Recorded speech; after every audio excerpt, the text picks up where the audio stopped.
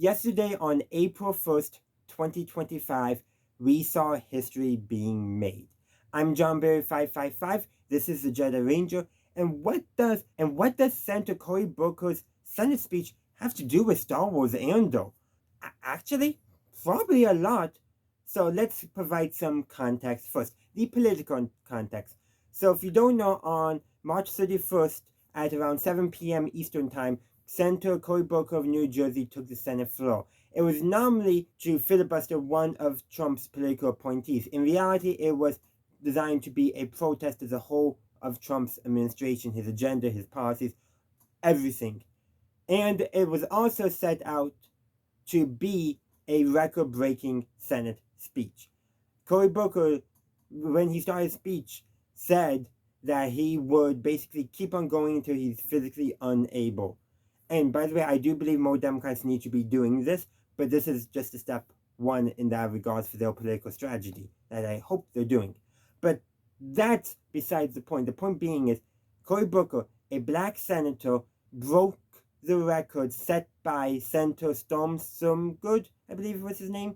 He's a racist senator who supports segregation and filibustered the Civil Rights Act and set the previous record at 24 hours, 18 minutes, I believe. Well, Senator Booker not only beat that, he went nearly an extra hour filibustering for about 25 hours, 5 or 6 minutes, depending on who you're counting.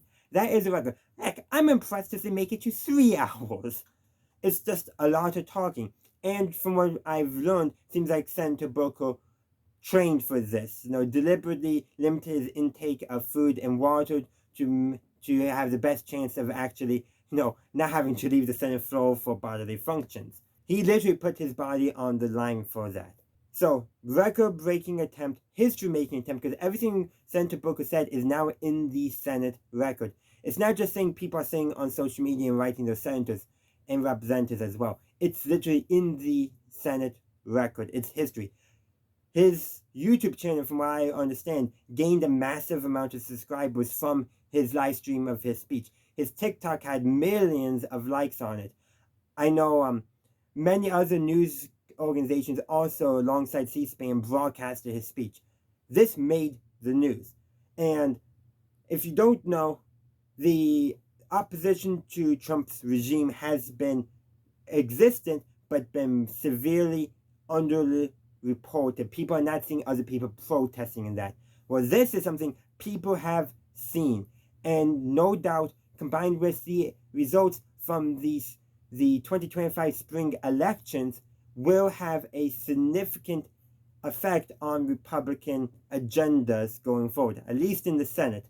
Because, just from added context, not only did, despite all of Elon Musk's money trying to back the Republican line candidate in the Wisconsin Supreme Court election, the Democrat-backed candidate won, two very red Republican districts in Florida that were having a special election for the U.S. House saw the Republican candidates win by only 15 points. That's still a lot, mind you. But these are like plus 30, plus 40 districts. I don't have the exact numbers, but a huge drop from districts that normally perform very well for the Republican Party. And as I long ago, I believe in Pennsylvania, there was another special election where the Democrats performed very well and won.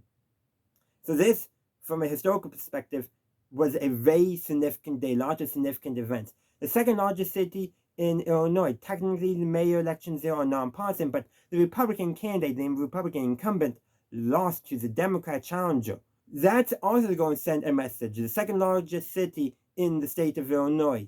Granted, Illinois is a safe Democrat state, but guess what? The local levels, a lot of townships and cities, there's actually a lot of Republicans who go unchallenged, believe it or not. My township is an example of that. But that's besides the point there. I bring all this up because what does this have to do with Star Wars Andor? I gotta connect this to Star Wars somehow. Well, in Star Wars Andor Season 2, we are hopefully going to see Mon Mothma's speech in the Imperial Senate calling out Emperor Palpatine, specifically regarding the Gorman massacre. And I couldn't help but think that while I was watching a good chunk of Senator Booker's speech, like, would Mon Mothma's speech be some super long speech, or would it be quick? We saw her basically call to action for the rebellion, and all that in Star Wars Rebels, but we did not see her Senate speech besides a soundbite. So I hope her speech in the Senate is this grand monologue, even if we don't see it all. We know from Star Wars Rebels that speech forced her to have to flee the Senate. She became wanted by the Empire. But I do kind of hope that they in Andor we see the speech and we see more of the political ramifications of it, how it really sparked an interest in people in politically opposing, galvanized support against. There's some parallels though that start to draw parallels to ongoing events in some ways, because you don't know how things are going to unfold, with things in media where you can pretty much assume how they're going to unfold. But it's an interesting parallel I thought of while watching Booker's speech, and I wanted to share that with you, and also show that a momentous moment in history occurred. 25 hours on the Senate floor. I've done some pretty long live streams, and those were tiring. I honestly don't. Honestly, anyone who goes more than like 5 hours on the Senate floor, I am impressed with. Just by sheer physical stamina that's needed to do that. Especially because they have to be standing most of the time. Though, what if they are confined to a wheelchair?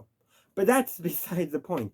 There's a lot of physical stamina to do that and put yourself out in such a public way, a public manner. And that's essentially what Mon Mothma did when she spoke after the Gorman Massacre. And hopefully we'll see all that unfold in Star Wars Andor Season 2. That's one of the things I'm hoping from that really zesty, I don't know why I use zesty, but that political drama and all that. I really hope we get to see that in Star Wars Andor Season 2. I think we will. And I'd be disappointed if we don't, but I think we will. Andor Season 1 was known for its monologues. Mon Mothma's speech protesting the Gorman Massacre, I think it's definitely going to be a monologue, and I think it's going to be epic, and I hope it is. We still got a couple of weeks before we see that on screen, but in many ways, Senator Booker's speech kind of itched that scratch for me, and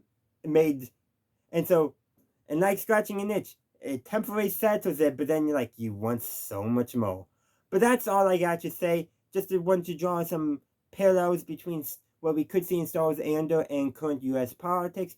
It is definitely a thing you need to be aware of. Andor is probably one of the most overtly political Star Wars shows out there.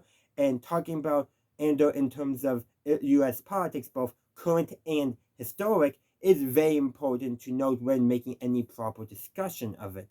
So let me know your thoughts on all this. Do you kind of agree with my parallels that I might be seeing? And what are you hoping to get out of Star Wars Andor Season 2? I hope to see your thoughts in the comment section down below. Thank you for watching my video. I do hope you enjoyed it. If you did, please be sure to give this video a like and share. Also, consider subscribing to my channel to stay up to date on all my latest content. In the meantime, thank you for watching, and as always, have a good day, a good night, wherever you are. May the Force be with you always.